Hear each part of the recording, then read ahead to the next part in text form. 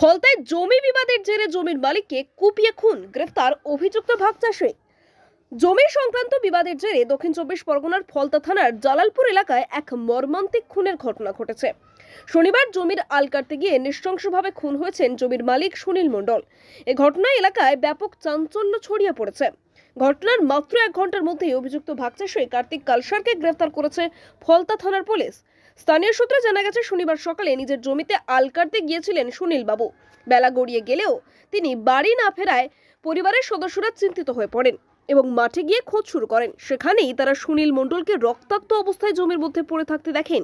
এই ভয়াবহ দৃশ্য দেখে দ্রুত ফলতা থানায় খবর দেওয়া হয়। পুলিশ ঘটনাস্থলে পৌঁছে মৃতদেহ উদ্ধার করে ময়না তদন্তের জন্য ডায়মন্ড হারবার মেডিকেল কলেজ হাসপাতালের মর্গে পাঠায়। পুলিশের প্রাথমিক তদন্তে জানা গেছে, নিহত সুনীল মণ্ডলের জমিতে দীর্ঘদিন ধরে এলাকার বাসিন্দা কার্তিক কালসার ভাগ চাষ করতেন, কিন্তু এবছর সুনীল বাবু কার্তিককে আর জমি চাষ করতে দেবেন না বলে জানিয়ে দেন। এই সিদ্ধান্ত নিয়েই দুজনের মধ্যে বচসা শুরু হয়।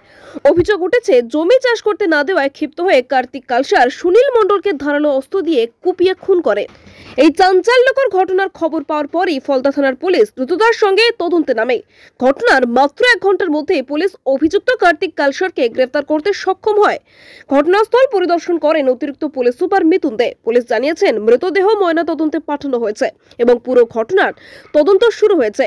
এলাকায় যে কোনো অপ্রীতিকর পরিস্থিতি এড়াতে অতিরিক্ত পুলিশ বাহিনী মোতায়েন করা হয়েছে। এই ঘটনা আবারও জমি বিবাদকে কেন্দ্র করে সৃষ্ট সংঘাতের ভয়াবহ পরিণতি তুলে ধরল। ইনি হচ্ছে মাঠে গেছিল আর কি, তারপরে অনেকক্ষণ বাড়িতে আসেনি, তারপরে খোঁজ দেখে আবার দেখছে, পরে মাঠে দিকে দেখছে বডি পড়ে গেছে। কি দিয়ে মেরেছে? সবাই বলছে, আমি তো একটু বডি দেখি, যা বলছে সবাই কোদাল দিয়ে মেরেছে। কুপিয়েছে? কোদাল দিয়ে কি নিয়ে গন্ডগোলটা?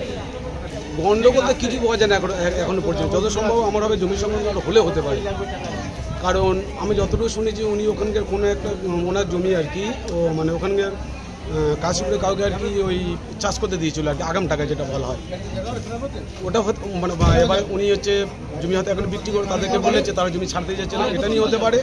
অথবা আরেকটা ব্যাপার হতে পারে, ওই মাঠে যে আল থাকে না, আল সেটা নিয়ে হতে পারে। হয়তো ওনার জমিতে যে আল ছিল সেটা উনি বলেছে, ওই স্পট থেকে ওনার ছিলাম না। এটা কখন হয়েছে? বুঝতে পারি যে একটা এখন তো রেনি সিজন, হাফ গ্রাউন্ড অবস্থায় একটা কোপানো মৃতদেহ পড়ে আছে মাঠের মধ্যে। তো আমাদের টিম খুব দ্রুত ঝাঁপিয়ে পড়ে এবং আমরা খুব তাড়াতাড়ি ওর যে আইডেন্টিফিকেশান সেটা আমরা প্রথমে বার করি। তারপরে আমরা একটা যেটা ম্যানুয়াল সোর্সের উপর কাজ করে আমরা বুঝতে পারি যে কে প্রবাবল সাসপেক্ট হতে পারে, এবং আমরা যেটা আনকভার করতে পারলাম যে এটা একটা ভাগ চাষি এবং জমির মালিকের মধ্যেকার একটা টেনশন। তো সেখান থেকে আমরা বুঝতে পারি যে কার্তিক কালসার বলে একজন যে প্রাইম সাসপেক্ট, এবং আমাদের ফলতা থানা, রামনগর থানা, এসডিপিও, ডায়মন্ড হারবার সবাই মিলে আমরা র্যান্ডাম সার্চ এবং নাকা প্লেস করি কিছু স্ট্র্যাটেজিক পয়েন্টে। তাতে খুব দ্রুত আমরা ইনফ্যাক্ট যখন আমাদের কাছে প্রথম খবর আসে তার থেকে প্রায় 45 মিনিটের মধ্যে কিন্তু আমরা ওকে অ্যারেস্ট করতে সক্ষম হই। Not only that, within few minutes ও একটা কনফেশনও করে এবং সেখান থেকে আমরা আরও মোটিভটা আরও ক্লিয়ার হয় আমাদের কাছে। এখন পর্যন্ত প্রাথমিকভাবে যেটুকু পেয়েছি তাতে ও 7 বছর ধরে ওই জমিটাকে ভাগ চাষ করতো, এবছরে ওটা না করে দেয় মালিক কোনো কারণে। তো সেক্ষেত্রে সেটাকে সে ঠিক মেনে নিতে পারেনি, he could not make piece with that, এবং আজকে খুব অত্যধিক মদ্যপ অবস্থায় ছিল এবং ওইভাবে একটা দা দিয়ে ওকে আঘাত করে। কালকে আমরা রিমান্ডে নেবো, আর এখনও আমরা যেটা অফেন্ডিং উইপেন ওটা সার্চ করছি। তারপর আরও যেগুলো ইনভেস্টিগেশনের প্রসিডিউর আছে ডেফিনেটলি আমরা, এটা রামনগর থানা এরিয়া থেকে ওকে ধরা হয়েছে। ওখানেই বাড়ি?